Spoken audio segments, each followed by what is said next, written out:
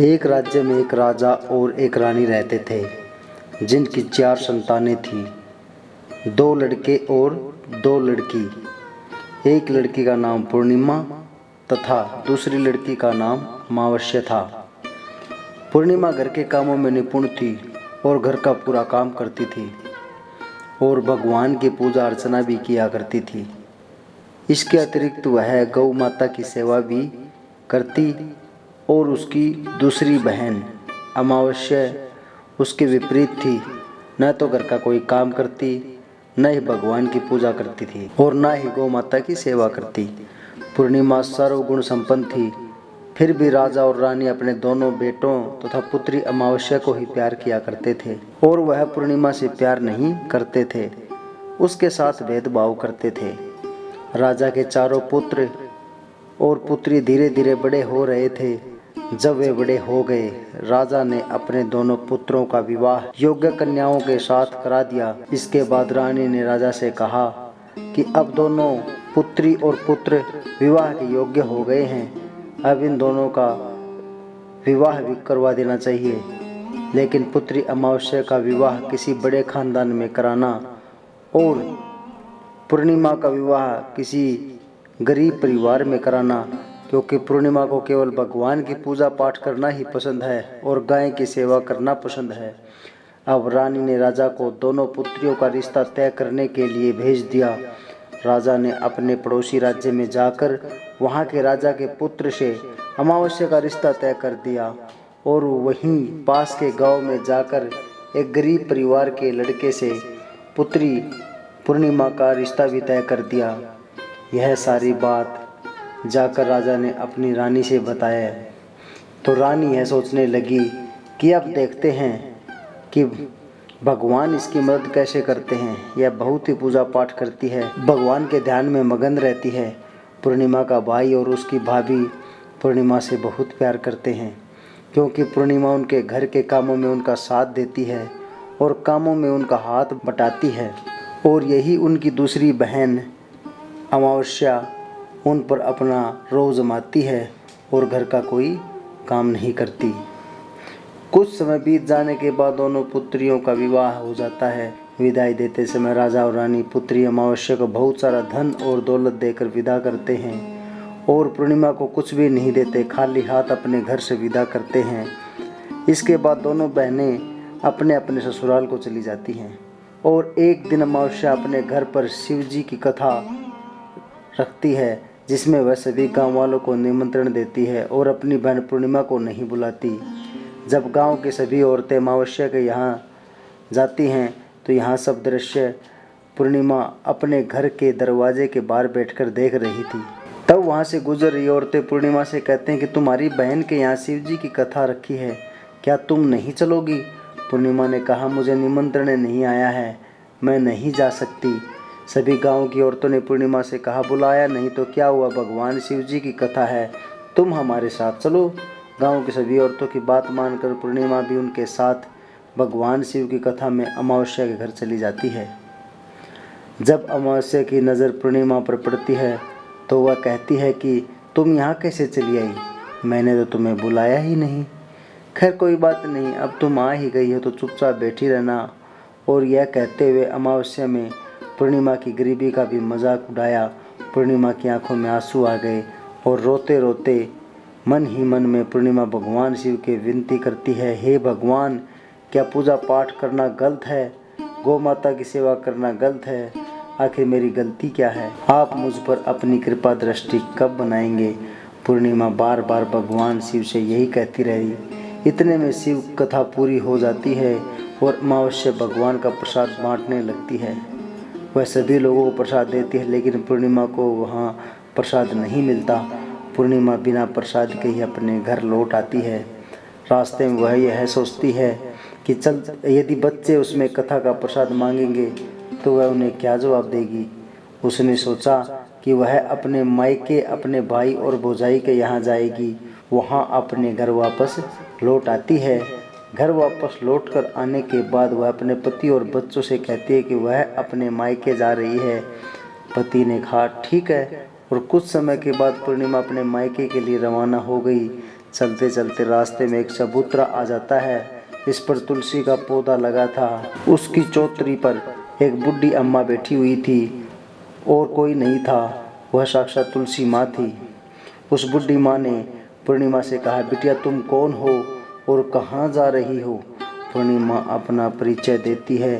परिचय देने के बाद बूढ़ी औरत ने पूर्णिमा से कहा कि यहाँ तुलसी का पौधा सूख रहा है, इसमें थोड़ा सा पानी डाल दो और इस चबूतरे की सफाई कर दो, जिससे मुझे थोड़ी ठंडक मिलेगी। पूर्णिमा ने कहा कि ठीक है माँ, मैं तुलसा में पानी डाल देती हूँ और यहाँ की साफ़ सफाई भी कर देती हूँ। पूर्णिमा ने साफ़ सफाई करने के बाद बूढ़ी अम्मा को भी नहला दिया और बूढ़ी अम्मा की भी सेवा की, उनके पैर दबाए और बूढ़ी अम्मा से कहा कि माँ जी और बताइए, मैं आपकी क्या सेवा करूँ, और कोई काम है तो बता दीजिए, मैं कर दूँगी। बूढ़ी अम्मा ने कहा, कुछ नहीं, अब तुम जाओ और वापस आते समय मुझसे मिलते हुए जाना। पूर्णिमा ने बूढ़ी अम्मा से कहा, ठीक है माँ, अब मैं जाती हूँ, वापस आते वक्त आपसे मिलते हुए जाऊंगी। कुछ समय आगे चलने के बाद एक शिव मंदिर आया। वहाँ पर उसे एक बूढ़े बाबा मिले जो मंदिर के बाहर बैठे हुए थे। वे वहाँ कोई और नहीं, साक्षात भोलेनाथ थे। उन्होंने पूर्णिमा से कहा कि कहाँ जा रही हो बेटी, तुम कौन हो? तब पूर्णिमा ने अपना परिचय देते हुए फिर कहा। उस बूढ़े बाबा ने पूर्णिमा से कहा, इस चबूतरे की और इस मंदिर की सफाई कर दो। तब पूर्णिमा ने मंदिर की और चबूतरे की साफ सफाई कर दी और वहाँ पर पूजा पाठ अर्चना भी की। और साफ सफाई पूजा अर्चना करने के बाद उन्होंने बूढ़े बाबा को भी नहला दिया और उनसे कहा कि बाबा और कोई काम हो तो बताइए। तब बूढ़े बाबा ने कहा, नहीं बेटी, अब तुम जाओ और वापस आते वक्त मुझसे मिलते हुए जाना। पूर्णिमा ने कहा, ठीक है बाबा, मैं जाती हूँ, वापस आते हुए आपसे मिलते हुए जाऊंगी। आगे चलते चलते कुछ दूर चलने के बाद पूर्णिमा को एक काली जी का मंदिर दिखा। वहाँ भी एक बूढ़ी अम्मा चबूतरे पर बैठी हुई थी। उस बूढ़ी औरत ने भी पूर्णिमा से कहा कि बेटी तुम कौन हो, कहाँ जा रही हो? तब पूर्णिमा ने उस बूढ़ी औरत को भी अपना परिचय दिया। बूढ़ी औरत ने पूर्णिमा से कहा कि यहाँ पर सभी पूजा पाठ करने के लिए आते हैं, लेकिन मंदिर की सफाई कोई नहीं करता, इसलिए तुम मंदिर की और चबूतरे की साफ सफाई कर दो। पूर्णिमा ने कहा, ठीक है माता जी, और पूर्णिमा मंदिर की और चबूतरे की सफाई में लग जाती है और पूजा पाठ भी करती है और माता जी का श्रृंगार कर देती है और उस बूढ़ी अम्मा को भी नहला देती है। बूढ़ी अम्मा के पैर दबाते हुए कहती है, ठीक है, सभी काम हो गया है माँ जी, अगर और कोई काम हो तो मुझे बता देना। बूढ़ी अम्मा कहती है कि नहीं बेटी, अब तुम जाओ, लेकिन वापस आते वक्त मुझसे मिलना ज़रूर। पूर्णिमा कहती है, ठीक है, और वह आगे चली जाती है। चलते चलते एक नदी आती है। वहाँ पर भी एक बूढ़ी अम्मा बैठी रहती है और वहाँ कहती है कि बेटी तुम कौन हो और कहाँ से आई हो? उसे भी पूर्णिमा अपना परिचय देती है। बूढ़ी औरत पूर्णिमा से कहती है कि नदी पर स्नान करने तो यहाँ सब आते हैं, लेकिन यहाँ की साफ़ सफाई कोई नहीं करता, इसलिए तुम इस किनारे पर साफ़ सफाई कर दो। पूर्णिमा कहती है, ठीक है माता जी, वहाँ के साफ़ सफाई कर देती है और उस बूढ़ी अम्मा के पैर दबा देती है और कहती है, माँ जी और कोई काम हो तो बताओ। बूढ़ी औरत कहती है कि कुछ नहीं बेटी, तुम जाओ, लेकिन वापस आते वक्त मुझसे मिलना ज़रूर। नाव में बैठकर नदी के दूसरे किनारे पहुँच जाती है और वहाँ अपने मायके के घर पहुँच जाती है। वहाँ पर पूर्णिमा के भाई और बापी उसे देखकर बहुत खुश हो जाते हैं और वे पूर्णिमा की बहुत खातिरदारी करते हैं और उससे बहुत सारी बातें करते हैं और कहते हैं कि बच्चों का भी साथ में लेकर आती तो बहुत अच्छा होता। अब कुछ समय के बाद पूर्णिमा ने वापस अपने ससुराल जाने को कहा तो उसके भाभी ने उसके लिए एक साड़ी दी और बच्चों के लिए खिलौने दिए, कपड़े दिए और खाने पीने की कुछ चीज़ें रख दी और कहा कि तुम बहुत दिनों के बाद आती हो। और पूर्णिमा की भाभी ने यह थैला पूर्णिमा के हाथ में दे दिया और कहा कि जाओ और जल्दी वापस आना। इसके बाद पूर्णिमा वहाँ से अपने ससुराल के लिए रवाना हो जाती है और उसकी नदी के किनारे पहुँच जाती है। नाव में बैठकर दूसरे किनारे पर उतर गई। वहाँ पर उतरने के बाद वहीं बूढ़ी अम्मा मिली जो साक्षात गंगा मैया थी। उस बूढ़ी अम्मा ने पूर्णिमा को एक थैला दिया और कहा कि इसमें तुम अपने घर जाकर ही खोलना। अब पूर्णिमा के पास बहुत पैसे हो गए थे। उन्हें लेकर पूर्णिमा वहाँ से रवाना हुई। आगे कुछ दूर चलने पर काली माँ का मंदिर आया वहाँ पर काली माँ बूढ़ी माँ के रूप में विराजमान थी। उसने कहा, आ गई बेटी पूर्णिमा? पूर्णिमा ने कहा, हाँ माँ जी आ गई। तो काली माँ ने उसे एक थैला दिया और कहा, तुम यह थैला अपने घर जाकर खोलना। अब पूर्णिमा के पास 3 थैले हो गए थे। 3 थैले लेकर पूर्णिमा आगे बढ़ी। कुछ दूर जाने पर शिव जी का मंदिर आया, जहाँ बूढ़े बाबा के रूप में शिव जी स्वयं थे। बूढ़े बाबा ने कहा, पूर्णिमा तुम वापस आ गई? पूर्णिमा ने कहा, हाँ बाबा मैं वापस आ गई हूँ। बूढ़े बाबा ने पूर्णिमा को एक थैला दिया और कहा, यह थैला तुम घर जाकर ही खोलना। पूर्णिमा ने कहा, ठीक है बाबा। अब पूर्णिमा के पास 4 थैले हो गए थे। पूर्णिमा 4 थैले पहले अब कैसे ले जाती? उसने एक पुरानी साड़ी निकाली और उन सभी थैलों को एक गठरिया बना लिया और सर पर रखकर वहाँ से रवाना हो गई। कुछ दूर जाने के बाद तुलसी माँ बूढ़ी औरत के रूप में मिलती है और कहती है, आओ बेटी तुम आ गई हो? बोलती है, हाँ माँ जी मैं आ गई हूँ। बूढ़ी औरत फिर उससे कहती है, ले बेटा एक थैला लो। ये थैला देती है। ये थैला लेते ही पूर्णिमा से कहती है कि अपने घर जाकर खोलना। पूर्णिमा कहती है, ठीक है माँ जी। अब पूर्णिमा के पास 5 थैले हो गए थे। पूर्णिमा वहाँ से रवाना हुई तो वापस अपने घर पहुँच गई। पूर्णिमा ने थैलों को नीचे रखा और सबसे पहले अपने मायके के थैले खोलकर देखने लगी। उसमें बच्चों के लिए अच्छे अच्छे कपड़े और खाने पीने की सभी चीज़ें थी। उसमें कुछ गहने भी थे। पूर्णिमा ने कपड़े अपने बच्चों को दे दिए और खाने पीने की चीज़ें भी बच्चों को दे दी। बच्चे यह सब पाकर बहुत खुश हो जाते हैं। अब पूर्णिमा ने दूसरा थैला खोला तो उसे गंगा मैया ने दिया था। उसमें ढेर सारी हीरे जवाहरात सोना चांदी आदि थे। इसके बाद अब पूर्णिमा ने तीसरा थैला खोला, उसमें काली माँ ने दिया था। उसमें बहुत सारा सोना श्रृंगार का सामान भरा हुआ था। इसके बाद पूर्णिमा ने चौथा थैला खोला तो उसमें भगवान शिव ने दिया था। उसमें बहुत सारी धन संपत्ति भरी हुई थी, बहुत सारी खुशियाँ भरी हुई थी। इसके बाद अब पूर्णिमा ने 5वां थैला खोला तो उसे तुलसी माँ ने दिया। उसमें चावल दाल और 7 प्रकार के खाने की चीज़ों से भरा हुआ था। अब पूर्णिमा घर में किसी भी चीज़ की कोई कमी नहीं थी। उसका घर धन धान्य से भरा हुआ था और परिपूर्ण था। अब पूर्णिमा और उसका परिवार सुख में जीवन व्यतीत करने लगे। अब पूर्णिमा के मन में विचार आया कि क्यों न शिव जी की कथा कराई जाए और शिव जी की कथा में एक कार्यक्रम रखा। पूर्णिमा ने गांव के सभी लोगों को निमंत्रण दिया और घर घर जाकर सभी लोगों को बुलाया। पूर्णिमा अपनी बहन अमावस्या घर भी गई और अमावस्या को भी शिव जी की कथा के लिए उसने अपने घर पर अपनी बहन को भी बुलाया। जब अमावस्या पूर्णिमा घर शिव जी की कथा में आई तो उसने देखा कि पूर्णिमा घर में तो किसी भी चीज़ की कोई कमी ही नहीं थी। इतना सारा धन दौलत देखकर अमावस्या आश्चर्यचकित हो गई। उसने पूर्णिमा से कहा कि तुम्हारे घर में तो इतनी धन और दौलत कहाँ से आई? पूर्णिमा ने कहा, देखो बहन तुमने शिव जी की कथा में मुझे नहीं बुलाया था, फिर भी मैं चली आई और तुमने मुझे प्रसाद तक नहीं दिया और मेरी गरीबी का मजाक भी उड़ाया। उसके बाद मैं अपने घर आ गई और घर आते हुए मन ही मन में सोच रही थी कि अपने मायके जाऊंगी और मैं अपने मायके चली गई और जो कुछ घटना इस बीच हुई वह सभी घटना अपनी बहन अमावस्या को बताती है। तो अमावस्या कहती है कि तुम भी मुझे प्रसाद मत दो और मुझे डांट लो। लेकिन पूर्णिमा ने कहा कि यह तो भगवान का प्रसाद है, मैं तो सबको दूंगी और तुम्हें भी दूंगी।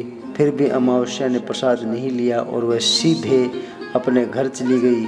घर जाकर अपने बच्चों से कहकर वहाँ अपने मायके जाने के लिए तैयार हो गई और मायके के लिए निकल गई।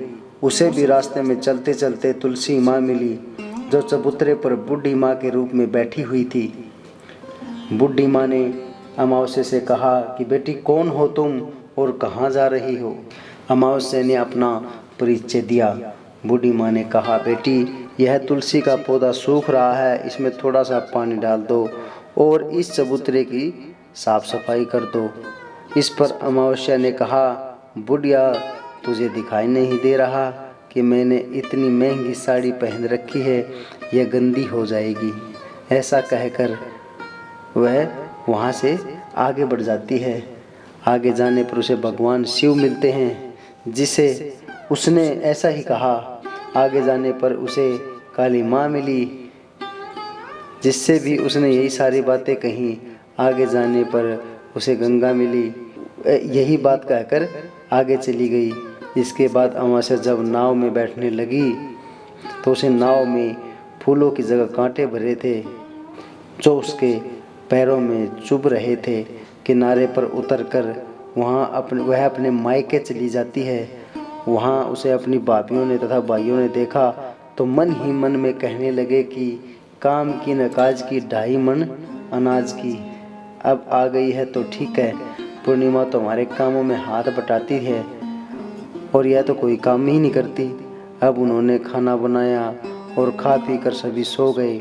अमावस्या जब सुबह उठी और अपनी भाभियों से कहा कि मैं अपने ससुराल जा रही हूँ। उन्होंने कहा कि ठीक है जाओ।